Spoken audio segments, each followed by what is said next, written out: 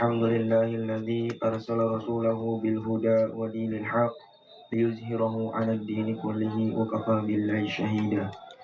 Asyhadu an la ilaha illallah wahdahu la syarikalah wa anna Muhammadan abduhu wa rasuluhu la nabiyya ba'dahu rasulah. Segala puji bagi Allah, Tuhan seluruh alam, yang telah memberikan kenikmatan berupa Islam, iman, dan hidayah hingga kita bisa beribadah hanya kepadanya. Salawat serta salam kepada junjungan kita Nabiullah Muhammad sallallahu alaihi wasallam.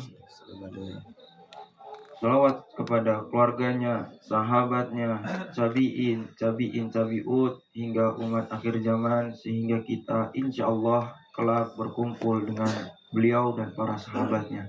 Amin. Keluargaku yang dirahmati oleh Allah Subhanahu wa taala, pada pagi ini saya diberikan kesempatan untuk membacakan sebuah mimpi yang berjudul Shaf Ghuraba di Tanah Uzlah tidak mengangkat Qasim sebagai tokoh yang diagungkan, tetapi mengangkat nur kebenaran yang dibawanya dan menunjukkan bahwa Shaf Ghuraba yang sudah uzlah ini bersama nur itu. Mimpi ini dialami oleh seorang yang bernama Nur Aini. Beliau sudah uzlah. Beliau bermimpi pada tanggal 3 November 2025. Tadi malam sekitar jam 3 saya bermimpi. Dalam mimpi itu saya berada di sebuah pertemuan penting. Di ruangan tersebut hadir banyak tokoh-tokoh besar. Saya melihat mereka tertawa sambil berkata bahwa Muhammad Qasim adalah pembohong dan pendusta. Mendengar ucapan itu, saya langsung berkata kepada mereka, Muhammad Qasim bukan pembohong. Apa yang ia katakan adalah benar. Jika kalian terus-menerus mengatakan hal seperti itu, maka dalam 20 hingga 24 jam akan turun azab atas apa yang kalian katakan. Para tokoh itu terdiam. Sementara teman di belakang saya terlihat takut dan berusaha mencegah saya berbicara lagi. Tetapi saya tidak peduli.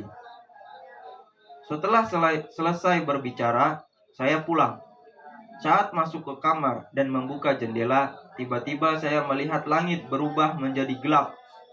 Kilatan-kilatan petir menyambar ke sana kemari dengan suara yang keras dan menakutkan. Kemudian angin kencang berhembus dari segala penjuru, mengobrak-abrik apa saja yang dilewatinya. Saya melihat orang-orang ketakutan. Mereka semua berlarian mencari tempat aman. Jalan-jalan besar dipenuhi lautan manusia yang ingin menyelamatkan diri. Di antara orang-orang itu, ada yang percaya kepada Muhammad Qasim. Saya mendengar sebuah suara yang memerintahkan mereka untuk terus berjalan meninggalkan tempat tersebut. Sementara orang-orang yang tidak percaya kepada Muhammad Qasim juga ingin mengikuti, tetapi tubuh mereka tidak bisa bergerak. Saya berkata kepada mereka, kalian menyusul mereka. Dari arah belakang, saya mendengar suara air besar yang mengalir. Saya kemudian menyusul orang-orang yang sudah pergi lebih dahulu. Setelah kami berjalan cukup jauh, saya melihat orang-orang yang tadi tubuhnya tidak bisa bergerak mulai dapat bergerak kembali, dan mereka berusaha menyusul kami. Namun mereka tidak akan pernah bisa karena jalan itu sudah dipenuhi lautan manusia.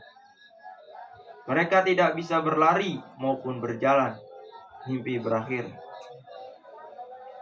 Mimpi ini cukup panjang dan mengkisahkan suatu cerita tentang azab yang sudah Allah turunkan kepada umat akhir zaman yang saat ini banyak mengabaikan mimpi peringatan dari Allah.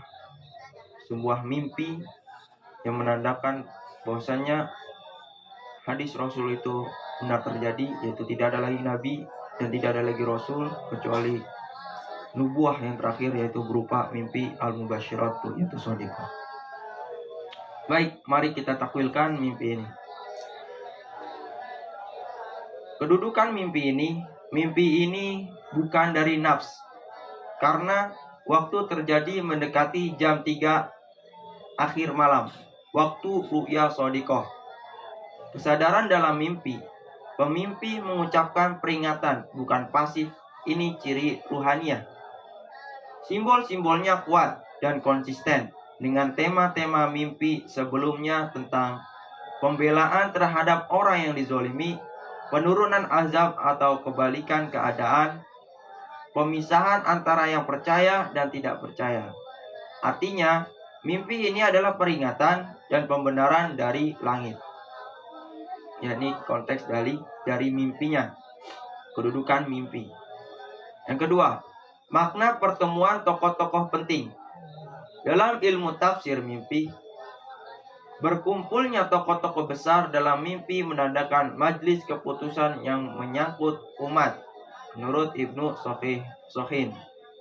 Artinya, yang sedang diputuskan bukan hanya tentang diri pemimpi, tetapi keputusan atas umat. Dan pemimpi tampil sebagai syahid, yaitu pembawa kesaksian, bukan pengikut. Ini menunjukkan peran ruhani pemimpi sebagai saksi zaman, yaitu syahid ala an-nafs. Syahid ala an-nas. Ini dari konteks makna pertemuan tokoh penting. Seorang pemimpi menjadi seorang pesaksi atau pembawa kesaksian. Yang ketiga, ucapan pemimpi tentang azab dalam 20 hingga 24 jam. Dalam mimpi, ketika seseorang mengucapkan ancaman yang bukan dari dirinya, itu adalah lisan rohani, bukan lisan diri, menurut Imam Al-Ghazali. Artinya, pemimpi hanya menjadi corong kehendak langit.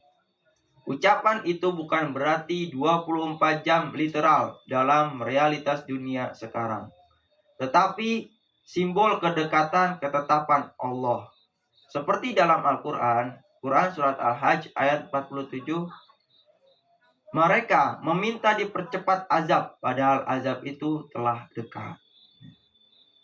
Jadi, angka 20 hingga 24 jam adalah fase pendek sebelum takdir dibalik. Bagi orang yang meremehkan sebuah mimpi, maka Allah akan mengizinkan alam semesta untuk mengazab manusia. Di azab itu bukan suatu hal yang kesadisan Allah terhadap hambanya, bukan. Tapi alamlah yang meminta izin kepada Allah, maka Allah mengizinkannya.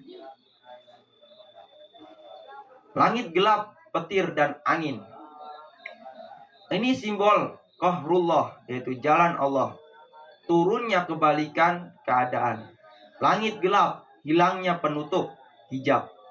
Kebenaran petir menyambar. Petir menyambar, fas Allah. Memutuskan siapa yang benar dan siapa yang dusta. Petir menyambar artinya adalah Allah memutuskan siapa yang benar dan siapa yang dusta. Angin kencang. Perubahan keadaan besar yang tidak dapat dihentikan manusia. Ini sangat paralel dengan Quran Surat Yunus ayat 24, Quran Surat Al-Furqan ayat 11 hingga 12, dan hadis tentang akhir zaman. Ini arti dari langit gelap, petir, dan angin. Ini adalah simbol dari qahrullah, itu jalan Allah. Kelima, orang-orang terbagi dua. Yang percaya dan tidak percaya kepada Muhammad Qasim bukan sekedar soal sosok Qasim. Yang sedang diukur oleh mimpi ini adalah apakah seseorang mampu membedakan nusrah Allah, pertolongan Allah, saat ia datang dalam bentuk yang asing. Maksudnya, yang percaya adalah guroba, orang asing yang nur hati mereka hidup. Yang tidak percaya adalah orang yang tertutup oleh ego, kelompok, dan rasa aman sosial. Ini sesuai dengan sabda Nabi. Islam datang dalam keadaan asing dan akan kembali asing. Hadis riwayat Muslim. Mimpi itu termasuk dari syariat Islam. Karena kita mengamalkan yang namanya Idul Adha itu berawal dari mimpi. Bahkan bukan Idul Adha saja, azan pun berawal dari mimpi. Dan banyak sekali ya tentang mimpi. Bahkan penaklukan Konstantinopel bahkan berupa dari mimpi seorang sultan. Maka orang yang tidak percaya mimpi pada di akhir zaman, maka Allah akan mengizinkan alam untuk mengazabnya. Maka tunggulah, kami pun bersama orang-orang yang menunggu.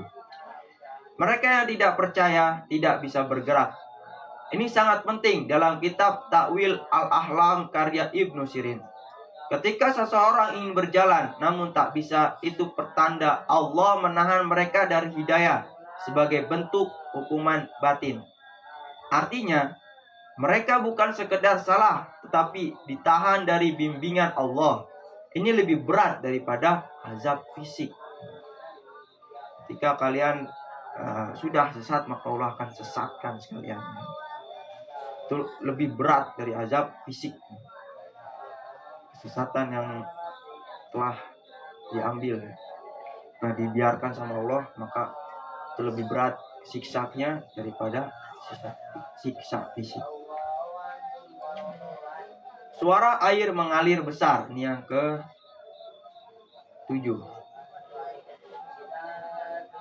Air dalam jumlah besar. Tajdid takdir. Penyapuan penyucian ini seperti banjir Nuh dalam Quran surat Hud. Gelombang perubahan sosial besar. Artinya, sebuah fase dunia baru sedang mendekat, di mana struktur batin manusia sedang diguncang dan disaring. Arti dari suara air mengalir besar, itu struktur batin manusia sedang diguncang dan disaring. Yang ke-8, makna akhir mimpi. Pemimpi bersama kelompok yang berjalan lebih dulu, yaitu shaf awal. Orang-orang yang tidak percaya akan menyadari kebenaran, tapi terlambat dan tidak bisa menyusul. Seperti firman Allah dalam Quran surat Al-Furqan ayat 27.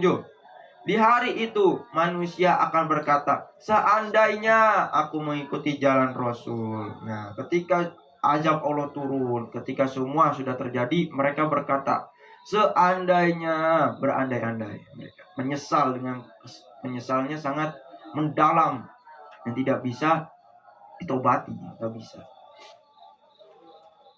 Berandai-andai sehingga mereka menggigiti jari-jari mereka sendiri. Kesimpulan takwil, mimpi ini adalah pembenaran bahwa Muhammad Qasim bukan pendusta. Peringatan waktu pembalikan keadaan semakin dekat. Ketika orang-orang yang tinggi itu dibalikan sama Allah menjadi orang yang rendah. Dan beruntunglah terhadap orang-orang yang menjadi golongan kanan. Penetapan kedudukan rohani pemimpi sebagai saksi kebenaran di saat banyak orang menolak. Penegasan pemisahan saf yang melihat dan saf yang dibutakan. Dan pemimpi ditetapkan berada di saf pertama. Masya Allah, kepada seorang yang pemimpi sangat bersyukur ya, tingkatkan ibadah hanya kepada Allah. Karena Allah telah menetapkan sebagai saf awal dalam persaksian mimpi ini.